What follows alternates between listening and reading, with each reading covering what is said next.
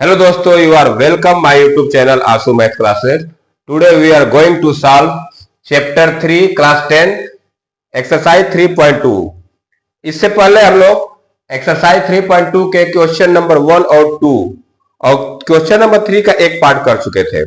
आज हम लोग क्वेश्चन नंबर 3 जो है उसका सेकेंड पार्ट के आगे सॉल्व करना सीखेंगे, शुरू करेंगे। तो इसमें टोटल क्वेश्चन नंबर 3 में 6 पार्ट है। 1 पार्ट मैंने कंप्लीट कर दिया है।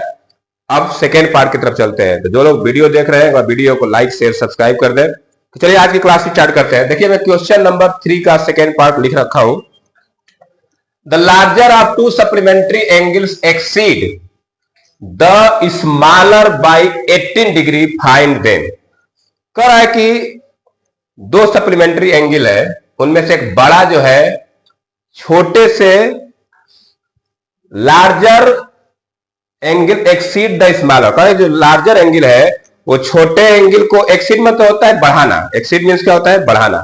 कह कि छोटे एंगल को 18 डिग्री बढ़ा रहे हैं तो लार्जर के बराबर हो जा रहा है। दो एंगल होंगे तो the larger of to supplementary angles exceed the smaller. Exceed means होता है बढ़ाना। तो क्या करेंगे? सप्लीमेंट्री एंगल में दो एंगल होते हैं तो हम दोनों एंगल को, एक को एक्स मानेंगे एक को वाई। तो let first angle equal to x, first angle equal to x and second angle equal to y। भाई दो एंगल होंगे, एक एंगल को मान लिया x, दूसरा हो गया y। अब हम बनाएंगे इक्वेशन। तो लिखेंगे केस नंबर 1। केस नंबर 1 में हमारा क्या कर रहा है? केस नंबर 1 क्या होता है ध्यान दीजिए। सप्लीमेंट्री एंगल होता है तो सप्लीमेंट्री एंगल में दोनों एंगल का सम कितना होना चाहिए? 180 डिग्री। मान लीजिए एक एंगल x है एक y, तो एक इक्वेशन क्या बनेगा हमारा? x plus y equal to 180 degree. तो x plus y equal to 180 degree, ये हमारा इक्वेशन नंबर 1 बन गया। एक इक्वेशन मिल गया हमको। एक इक्वेशन हमको यहां से मिलेगा द लार्जर ऑफ टू। मान लीजिए कि यहाँ पे x बड़ा है, मैंने क्या मान लिया कि x एंगल बड़ा है, y छोटा है। तो केस 2 में क्या होगा? केस 2 एक तरफ मैं बड़ा एंगल लिख रहा हूं, एक तरफ छोटा एंगल लिख रहा हूं। करें कि स्मॉलर को 18 डिग्री बढ़ा रहे हैं तो लार्जर के बराबर हो रहा है। मतलब इधर मैं 18 जोड़ दूं तो इसके बराबर हो जाएगा। अब जब 18 को इधर लाऊंगा तो ये इक्वेशन कैसे बनेगा? x माइनस 18 नहीं, x minus y equal to 18, ये हो जाएगा इक्वेशन नंबर 2। हमको जिस तरह से कंडीशन दिया है उस तरह से हमको इक्वेशन बनाना है।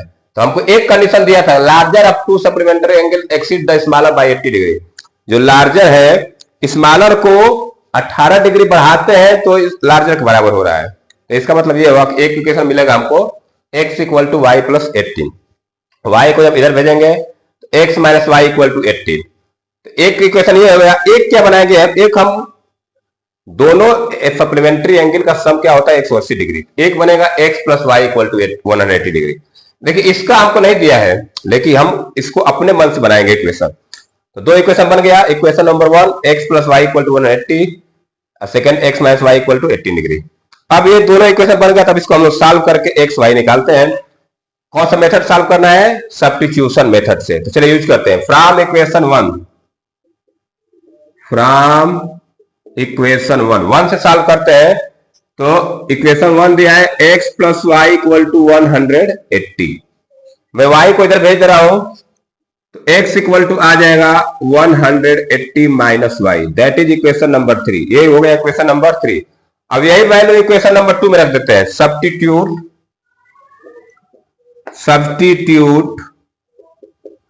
x equal to 180 minus y in equation 2।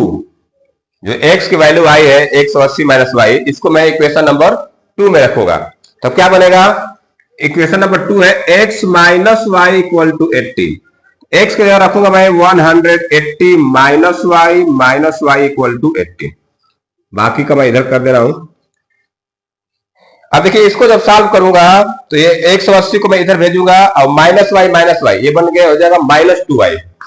तो -2y इक्वल टू इधर पहले से 18 पड़ा है और 180 इधर से जाएगा, इधर 180 आप प्लस में हो जाए क्या बनेगा माइनस में।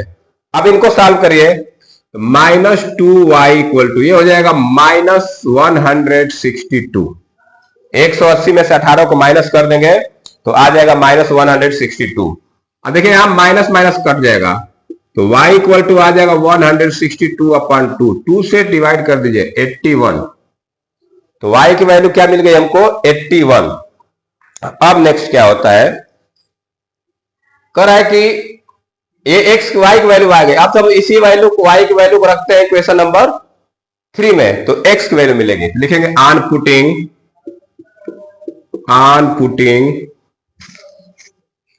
y equal to 81 in equation 3 में रखने जा रहे हैं हम। हमारा इक्वेशन नंबर 3 ये है, तो x इक्वल टू क्या आ जाएगा, इक्वेशन नंबर 3 हमको ये दिया 180 माइनस y, तो y की वैल्यू रखता हूं मैं, तो x equal to 180 minus 81। x की वैल्यू क्या आ जाएगा, घटा दीजिए, 10 में से 9 जाएगा, 10 में से 1 जाएगा 9, 17 में से 8 जाएगा 9, तो x की वैल्यू क्या आ गई 99। इस तरह से हमको दोनों एंगल मिल गए, तो लिख देंगे therefore first angle equal to 99 degree and second angle equal to 81 degree. इस तरह से सप्लीमेंट्री एंगल में दो एंगल थे उनको हम लोग फाइंड कर लिए। तो जो लोग लिखना चाहते हैं इसको राइट डाउन कर सकते हैं वीडियो पुश करके। अब हम चलेंगे इसके थर्ड पार्ट की तरफ, तो चलिए मैं इसको इरेज कर रहा हूं, उसके बाद क्वेश्चन नंबर थर्ड पार्ट देखते हैं इसका। अब नेक्स्ट क्वेश्चन हमारा थर्ड पार्ट। मैं यहाँ पे देखिए क्वेश्चन लिख रखा हूं, the coach of a cricket team buy 7 bats and 6 ball. एक क्रिकेट टीम का कोच है, उसने 7 बैट्स और 6 बॉल खरीदा है, कितने रुपए में, 3008 रुपीज में। Later she buy 3 bats and 5 balls for rupees 1750। बाद में उसने 3 बैट और 5 बॉल और खरीदा 1750 रुपया में। Find the cost of each bat and each ball. तो हमसे पूछ रहा है कि एक बैट और एक बॉल का दाम कितना होगा। तो हम लोग क्या करेंगे, लेट करते हैं। लेट एक बैट का दाम मान लेते हैं और एक बॉल का दाम मान लेते हैं। Let cost of each bat equal to ₹X। मैंने क्या मान लिया, एक बैट का दाम मान लिया ₹1 and cost of each ball, और एक बॉल का मान लिया ₹Y।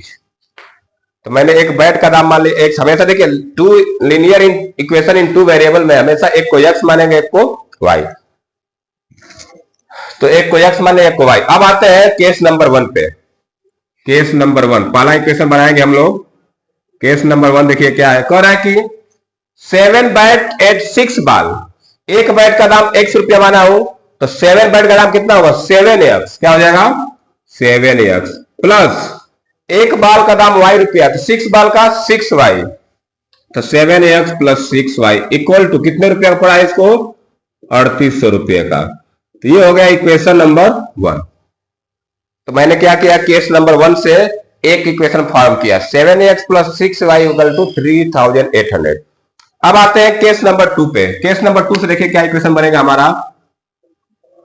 केस नंबर 2 में क्या बनेगा, कह रहे हैं कि लेटर बाद में 3 बैट और 5 बॉल खरीदा फिर उसने, तो एक बैट का x है तो 3 बैट का 3x हो जाएगा। कितना हो जाएगा ये 3x plus 5y equal to 1750 rupees. तो इस तरह से हमने क्या किया, दो इक्वेशन बना लिया, इक्वेशन नंबर 1 और इक्वेशन नंबर 2। अब इसको सॉल्व करेंगे सब्स्टिट्यूशन मेथड, ठीक है। तो अब पहले क्या करेंगे, फ्रॉम इक्वेशन 1 चलते हैं, 1 या 2 किसी से सॉल्व कर सकते हैं हम लोग। तो चलिए फ्रॉम इक्वेशन 1 में हमारा क्या दिया है, 7x plus 6y equal to 3800।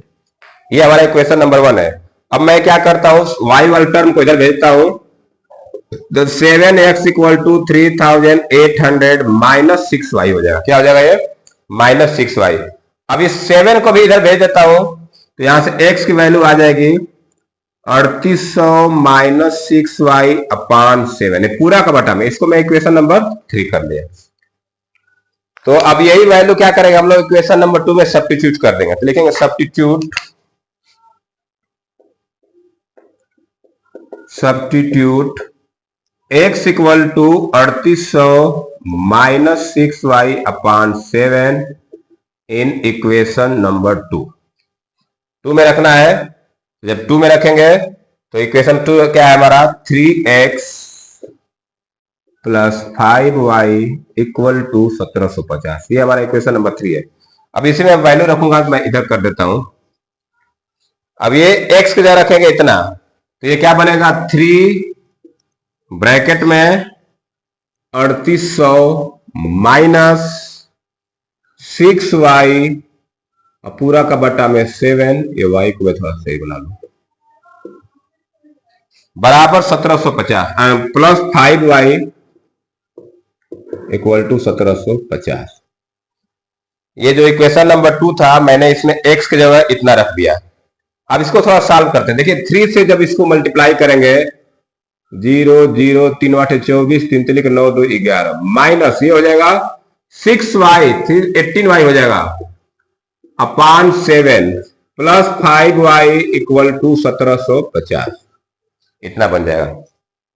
अब देखिए क्या करते हैं, यहां फ्रैक्शन में 7 आ रहा है अपान में, तो कैसे आप ये 7 कैसे हटेगा, इस 7 का मल्टीप्लाई यहां कर दिए, इस 7 का मल्टीप्लाई यहां कर देंगे, 7 खत्म हो जाएगा। तो इधर बचेगा 11,400 माइनस 18y, ये हो जाएगा प्लस 35y इक्वल टू 7 का मल्टीप्लाई इधर करिए, 0 7 5 35 7 7 49 3 52 और 7 एकम 7 5 12 7 5 12, तो ये वाला हो जाएगा आपका 12,250। y को इधर रखते हैं, नंबर को उधर भेजते हैं। ये 35y में से 18y घट जाएगा, 17y हो जाएगा, बराबर 12,250 माइनस 11,400। 12,250 में से 11,400 घटा देते हैं, तो 17y बराबर 0 5 12 में से आ जाएगा 8 850 रुपया आएगा। कितना आएगा? 850 रुपया। तो यहां से y की वैल्यू निकाल लीजिए, 850 बटा 17, इसको सॉल्व करें तो आएगा 50। कितना आ गया? y की वैल्यू मिल गई हमको 50। जब y की वैल्यू मिल गई तब x की वैल्यू निकाल सकते हैं फ्रॉम इक्वेशन 3। तो लिखेंगे ऑन पुटिंग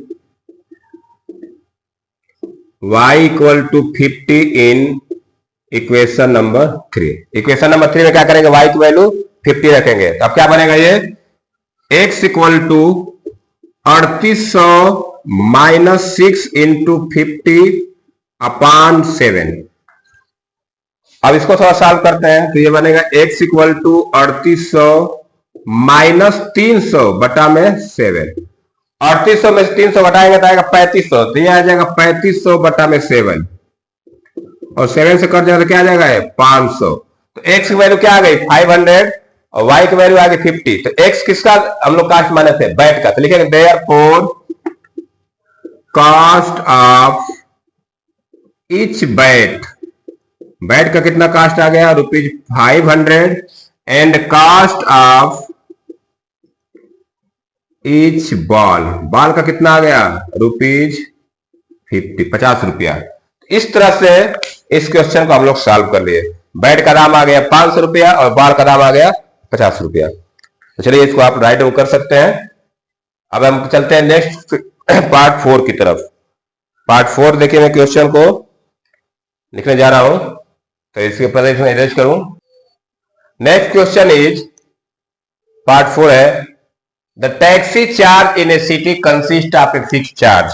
देखिए ये क्वेश्चन बहुत इंपॉर्टेंट है, टैक्सी वाला क्वेश्चन है, फिक्स चार्ज और पर किलोमीटर चार्ज का क्वेश्चन मैं पहले पढ़ के आपको समझा रहा हूं, एक्सप्लेन कर रहा हूं। The taxi charge in A city consist of a fix charge together with the charge for the distance covered. कह रहा है कि किसी शहर में टैक्सी का चार्ज का जितना दूरी चलेगा उसके चार्ज के हिसाब उसका चार्ज बताया जा रहा है। दूरी के साथ। For a distance of 10 kilometre, बोला कि 10 किलोमीटर की दूरी के लिए the charge paid rupees 105, 10 kilometre दूरी चलने के लिए 105 रुपया पे करना पड़ता है। And for a journey of 15 kilometre, तो और 15 किलोमीटर का जर्नी करने के लिए 155 रुपया पेड करना पड़ता है। What are the fix charge and the charges per kilometre, बोला कि इसमें से बताइए फिक्स चार्ज क्या है और पर किलोमीटर चार्ज क्या है। और इसमें एक और क्वेश्चन पूछा है, how much does a person have to pay travelling for 25 kilometre. देखिए जो टैक्सी का चार्ज है, जब टैक्सी आदमी बुक करता है तो पहले तो फिक्स चार्ज है कि इतना रुपया फिक्स रहेगा और फिर किलोमीटर के हिसाब से उसने चार्ज बना दिया, ठीक है। तो हम इसको मान लेते हैं कि फिक्स चार्ज को x रुपया मान लेते हैं और पर किलोमीटर चार्ज को y मान लेते हैं। तो let fixed charge equal to rupees x, fix charge को x मान लिया, एंड पर किलोमीटर चार्ज इसको मान लिया रुपीज वाई। मैंने क्या किया, फिक्स चार्ज को x मान लिया और पर किलोमीटर चार्ज को रुपीज वाई मान लिया। अब आते हैं हम लोग इक्वेशन पे ना, तो केस नंबर 1 पे चलते हैं, इक्वेशन बनाते हैं। केस नंबर 1 करेंगे, पहले 10 किलोमीटर की दूरी चली जा रही है, तो 10 किलोमीटर दूरी तय करने के लिए कितना उसको देना पड़ेगा। तो पहले तो उसको फिक्स चार्ज देना पड़ेगा, कितना देना पड़ेगा, फिक्स चार्ज 100 रुपया, प्लस 10 किलोमीटर का पर किलोमीटर चार्ज वाई रुपीज है, 1 किलोमीटर का चार्ज वाई रुपीज, तो 10 किलोमीटर क्या होगा, 10 वाई हो जाएगा। तो ये हो जाएगा x प्लस 10 वाई, कितना रुपया देना पड़ रहा है, 105 रुपया। तो ये हो गया इक्वेशन नंबर 1। देखिए जब वो 10 किलोमीटर का दूरी चला है तो फिक्स चार्ज तो देना ही पड़ेगा उसको। और जो 10 वाई रुपये मैं माना हूं कि 1 किलोमीटर का दाम वाई रुपीज है, 1 किलोमीटर का चार्ज, तो 10 किलोमीटर का 10 y, x plus 10 y equal to 105। ये क्वेश्चन बन गया है। अब आते हैं केस नंबर 2 की तरफ। केस नंबर 2 क्या बनेगा हमारा, 15 किलोमीटर का डिस्टेंस चल रहा है और 155 रुपए देना है, तो वही होगा x तो फिक्स चार्ज हो जाएगा और 15 किलोमीटर के लिए कितना देना पड़ा, 155 रुपए। ये हो गया इक्वेशन नंबर 2। तो इस तरह से हम लोग इक्वेशन बना लिए। अब इसको सॉल्व कर लेते हैं, तो चलिए सॉल्व करते हैं। सॉल्व करने के लिए पहले क्या करेंगे हम लोग, सब्स्टिट्यूशन मेथड यूज करना है। तो फ्रॉम इक्वेशन 1 से देखिए क्या मिलेगा, x plus 10 y equal to 105। 10 y को मैं उधर भेज देता हूं, तो x बराबर हो जाएगा 105 माइनस 10 वाई। इसको मैं लिख दिया इक्वेशन नंबर 3। इक्वेशन नंबर 1 से हम लोग सब्स्टिट्यूट कर दिए x की वैल्यू। अब यही वैल्यू मैं रख देता हूं इक्वेशन नंबर 2 में। तो substitute x equal to 105 minus 10 y in equation 3। In equation 3 नहीं 2, किस इक्वेशन में रखना है हमको, 2 में रखना है। अब यही वैल्यू मैं रखूंगा 2 में, तो देखिए क्या बनेगा, ये x के जगह रखूंगा 105 माइनस 10 वाई, तो 105 minus 10 y plus 15 y equal to 155। 105 minus 10 y. अब देखिए इसको जब सॉल्व करें तो 105 को मैं इधर लेके आऊंगा और इधर बचेगा माइनस 10 वाई प्लस 15 वाई, तो इनको सॉल्व करता आएगा 5 वाई और 155 माइनस 105। अब ये जो बच रहा है मैं जो इधर कर देता हूं सॉल्व, ये हो जाएगा 5 वाई, यहां में देखिए एक लाइन हो जाएगा 5 वाई इक्वल टू, चलिए यहां पे नहीं आएगा तो मैं उधर कर देता हूं, ये हो जाएगा 5 वाई इक्वल टू 155 में से 105 घटाएगा तो आएगा 50, तो यहां से y की वैल्यू आ जाएगी 50/5, तो 50/5 मतलब 10। y की वैल्यू क्या आ गई, 10 आ गई। अब यही y की वैल्यू हम लोग इक्वेशन नंबर 1 में रख देते हैं, तो लिखेंगे on putting value of y in equation 3। y की वैल्यू हम लोग इक्वेशन नंबर 3 में रख रहे हैं, तो जब 3 में रखेंगे तो आएगा x equal to 105 minus 10 into 10, x equal to 105 minus 10 into 10। इसको सॉल्व कर लेते हैं। x इक्वल टू 105 माइनस 100, तो x की वैल्यू क्या आ जाएगी 5। तो हम लोग का फिक्स चार्ज मिल गया 5 रुपया और जो पर किलोमीटर चार्ज वो मिल गया 10 रुपीज। तो हम लोग x y की दोनों वैल्यू निकाल ली, तो लिख देंगे therefore fixed charge equal to ₹5। 5 रुपया फिक्स चार्ज है एंड पर किलोमीटर चार्ज कितना आ जाएगा ₹10। ये तो हम लोग उस टैक्सी का fix charge per kilometre charge निकालिए। इसमें एक क्वेश्चन और पूछा है, how much does a person have to pay for travelling a distance. बोला कि 25 किलोमीटर चलना है तो कितना पे करना पड़ेगा। तो लिख देंगे, अब उसको निकाल लेते हैं 25 किलोमीटर के लिए। देर लिखेंगे money paid by a person to cover a distance of 25 kilometre. 25 kilometre का दूरी चलने के लिए कितना रुपए देना पड़ेगा। तो फिक्स चार्ज तो देना ही पड़ेगा। फिक्स चार्ज कितना है 5 रुपीज, तो 5 रुपया ये देना पड़ेगा प्लस 1 किलोमीटर का 10 रुपया आया, 25 किलोमीटर का 25 इंटू 10 लिख देंगे 25 इंटू 10, तो ये हो जाएगा 5 प्लस 250, मतलब 255 रुपया उसको पे करना पड़ेगा 25 किलोमीटर चलने के लिए। तो इस तरह से इसमें दोनों पार्ट जो क्वेश्चन था वो हो गया। आप इसको राइट डाउन कर सकते हैं वीडियो पुश करके। अब हम चलेंगे इसके फिफ्थ पार्ट की तरफ। तो चलिए मैं इसको इरेज करने जा रहा हूं, आप इसको राइट डाउन कर सकते हैं। तो चलिए मैं इरेज करके नेक्स्ट क्वेश्चन लिख रहा हूं। Question number 5 is a fraction becomes 9/11 if 2 is added to both numerator and denominator. बोला कि एक फ्रैक्शन 9/11 हो जा रहा है यदि उसके न्यूमरेटर में और डिनोमिनेटर में 2 ऐड किया जाए। If 3 is added to both the numerator and denominator, अगर बोला है कि दूसरे केस में क्या कह रहा है कि अगर उस फ्रैक्शन के न्यूमरेटर डिनोमिनेटर दोनों में 3 जोड़ा जा रहा है तो फ्रैक्शन 5/6 हो जा रहा है।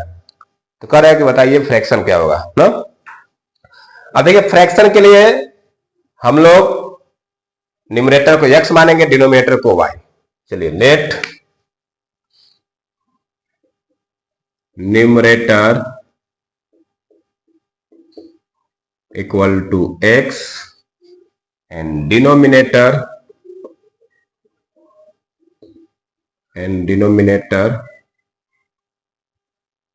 Equal to y।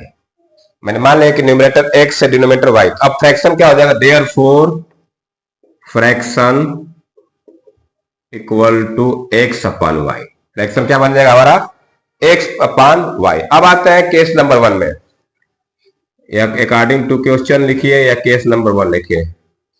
Case number 1 में क्या कर रहा है कि अगर न्यूमरेटर और डिनोमिनेटर में 2 जोड़ा जाता है तो फ्रैक्शन बन जाता है 9/11। मतलब कि अगर ये इसमें 2 जोड़ दूं और इसमें 2 जोड़ दूं तो ये बन जाता है 9/11। इस तरह बन जाता है। मैं x में 2 जोड़ दिया, y में 2 जोड़ दिया तो क्या बनेगा 9/11। अब देखिए ये इक्वेशन बना है तो इसको मैं क्रॉस मल्टीप्लाई करके पहले इसको प्रॉपर वे में लाऊंगा। 11 से मल्टीप्लाई ये हो जाएगा 11x प्लस 22 बराबर 9y प्लस 18।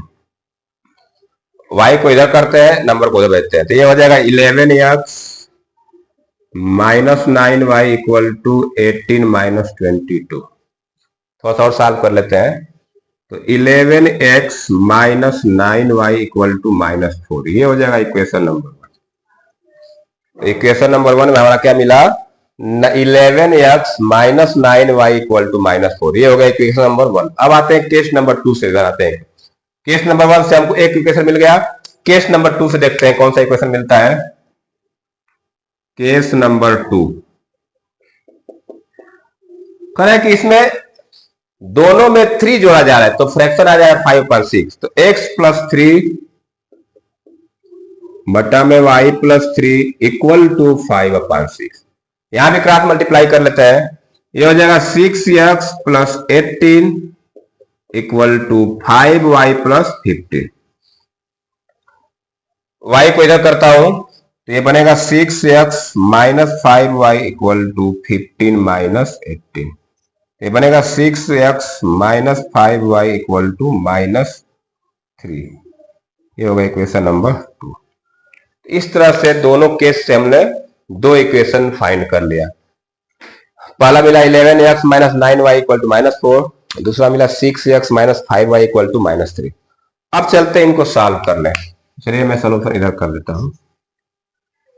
इक्वेशन नंबर 1 को 1 से हम लोग x या y किसी की वैल्यू निकालते हैं और फिर सॉल्व करते हैं।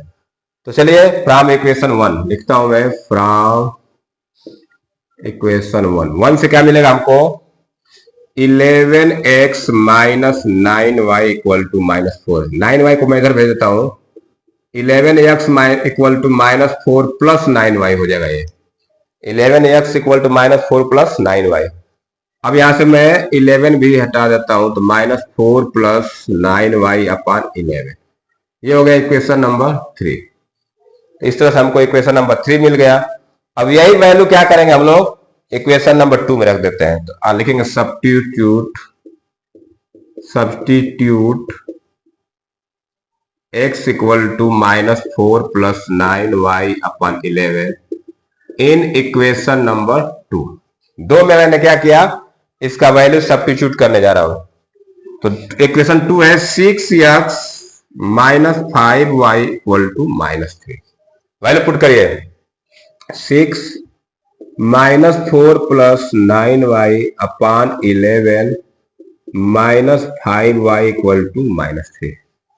6 का अंदर मल्टीप्लाई कर देता हूं मैं, ये हो जाएगा minus 24 plus 54y minus 5y equal to, ये इसके पूरे का बटा में है 11, एक साथ हो गया, बराबर माइनस 3।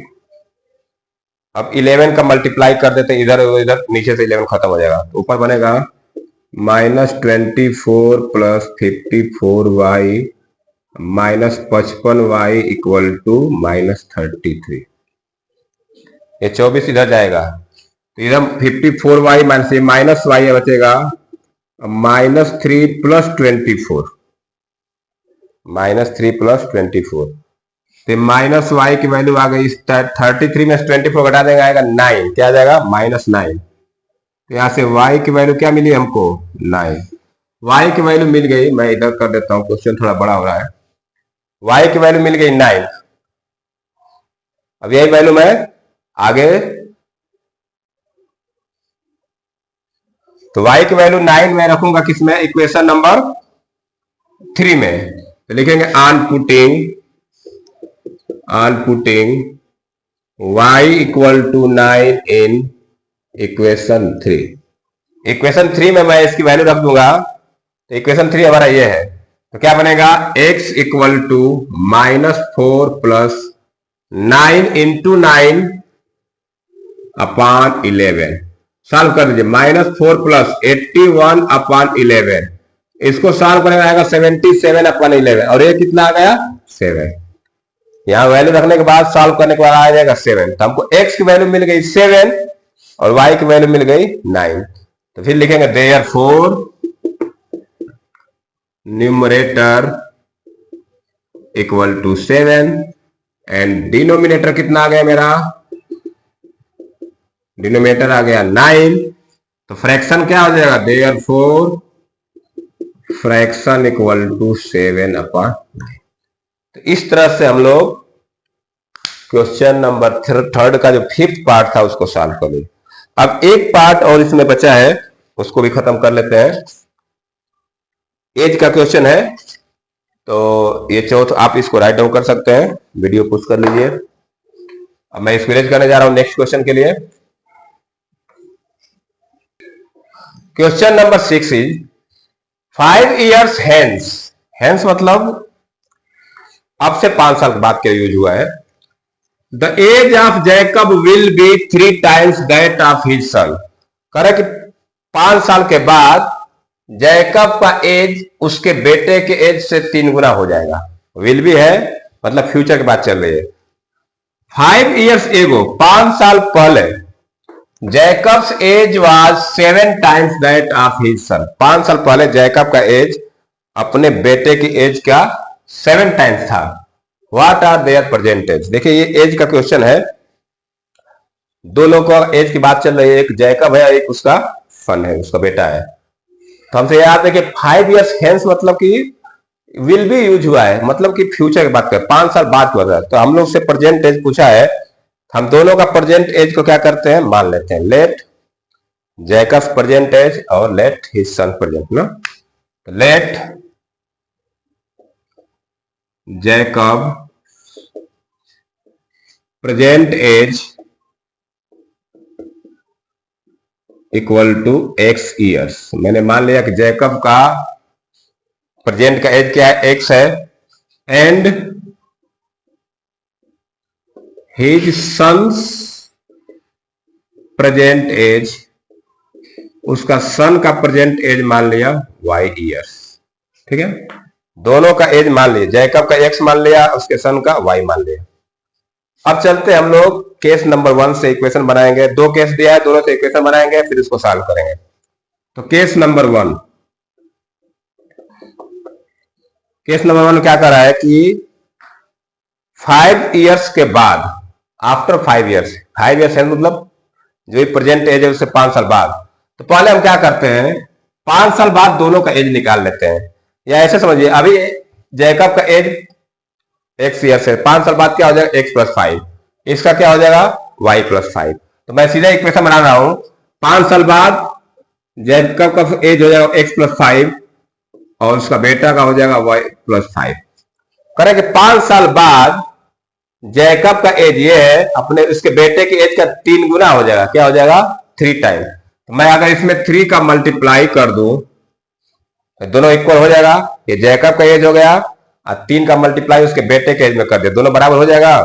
अब यहां से इक्वेशन बना लेते हैं, x plus 5 equal to, multiply करिए 3y प्लस 15, y को इधर लाइए, x minus 3y equal to 15 minus 5, ये बनेगा x minus 3y equal to 10। ये हो जाएगा इक्वेशन नंबर 1। एक इक्वेशन मिल गया हमको। 5 साल बाद वाला जो कंडीशन था पहले वाला में कि 5 साल बाद जैकब का एज x प्लस 5 हो जाएगा और उसके बेटे का एज हो जाएगा y प्लस 5। तो 5 साल बाद बोला है कि जैकब का जो एज है अपने बेटे के एज का 3 गुना हो जाएगा, तो 3 का मल्टीप्लाई मैं इसमें कर दूं तो दोनों बराबर हो जाएगा। और फिर यहां से हम लोग क्या करेंगे, इक्वेशन को बना देंगे। सेकेंड केस देखते हैं, case number 2।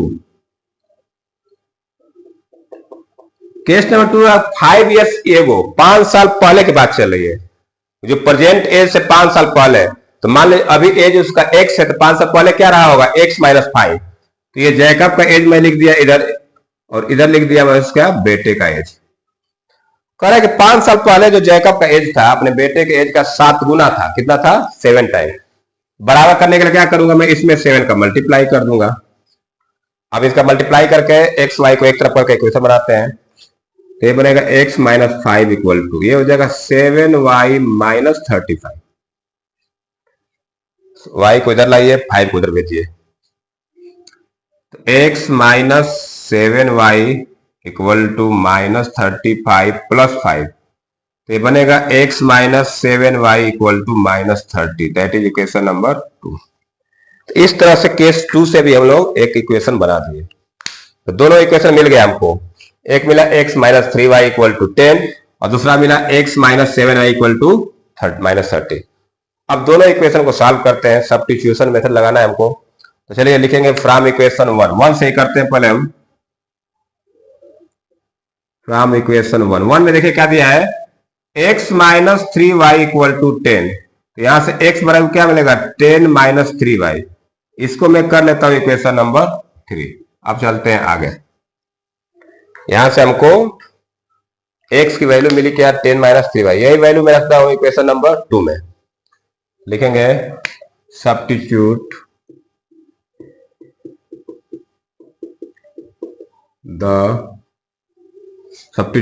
x equal to 10 minus 3y in equation 2। जो 3 से हमको x की वैल्यू मिल रही है, इसको मैं इक्वेशन नंबर 2 में रख रहा हूं। इक्वेशन नंबर 2 क्या है? x minus 7y equal to minus 30। यहां मैं वैल्यू रखने जा रहा हूं, तो ये बनेगा 10 minus 3y minus 7y equal to minus 30। अब थोड़ा सॉल्व करते हैं। 10 को उधर भेजेंगे तो माइनस 3 माइनस 7 माइनस 10y हो जाएगा। ये minus 10y equal to minus 30 और ये हो जाएगा माइनस 10। तो minus 10y equal to minus 40, minus minus काट दे तो y इक्वल टू ये 40 है, 40 अपॉन 10 तो कितना आ गया? ये 4। y की वैल्यू क्या आ गई? 4। y की वैल्यू आ गई 4।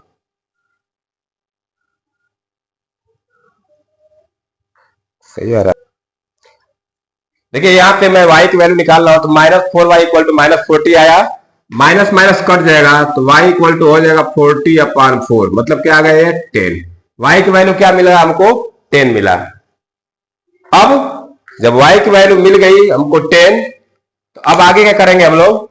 देखिए इसमें थोड़ा सा मिस्टेक हुआ था, यहाँ पे 10 माइनस 3y लिख दिया, 10 प्लस 3y होना चाहिए, मैंने माइनस 3y कर दिया था। अब इसको थोड़ा सा आप सही कर लीजिएगा। तो y की वैल्यू हमको मिल गई 10, यही y की वैल्यू हम लोग इक्वेशन नंबर 3 में रख देते हैं। तो on putting y equal to 10 in equation 3 में मैं y की जगह 10 रखूंगा तो क्या बनेगा? ये x बराबर 10 प्लस 3 इंटू 10, तो 10 प्लस 30 कितना हो गया? ये 40। तो x की वैल्यू क्या आ गई? 40, 40 आ गई x की वैल्यू। तो x जैकब का एज है और ये किसका एज है? y उसके बेटे का। तो लिखेंगे therefore Jacob's present age equal to 40 years and his son's present age equal to 10 years। इस तरह से हम लोग दोनों का प्रेजेंट एज फाइंड कर लिए। यहाँ पे एक थोड़ा मिस्टेक हुआ, आप इसको सही कर लीजिएगा। ये जब इसको हम लोग ट्रांसफर करेंगे x माइनस 3y इक्वल 10, तो ये x 10 प्लस 3y बन जाएगा। यही वैल्यू मैं यहाँ रखूंगा इक्वेशन नंबर 2 में, तो यहाँ से y की वैल्यू मिलेगी 10 और 10 मिल गया तो इसको आप रख देंगे 3 में, तो यहाँ से हमको x की वैल्यू मिल जाएगा 40। तो इस तरह से हम लोग आज चैप्टर 3 का एक्सरसाइज 3.2 के पूरे क्वेश्चन सॉल्व कर लिए। अब इसमें एक एक्सरसाइज और बचा है जिसको हम लोग एलिमिनेशन मेथड सॉल्व करेंगे। तो चलिए आज की क्लास में इतना रहने देते हैं। जो लोग वीडियो को देख रहे हैं, अगर वीडियो अच्छा लगे तो आप उसको एक बार लाइक शेयर सब्सक्राइब कर दीजिएगा। तो चलिए आज की इतना रहने देते हैं। वीडियो देखने के लिए बहुत धन्यवाद। Thank you. Have a nice day.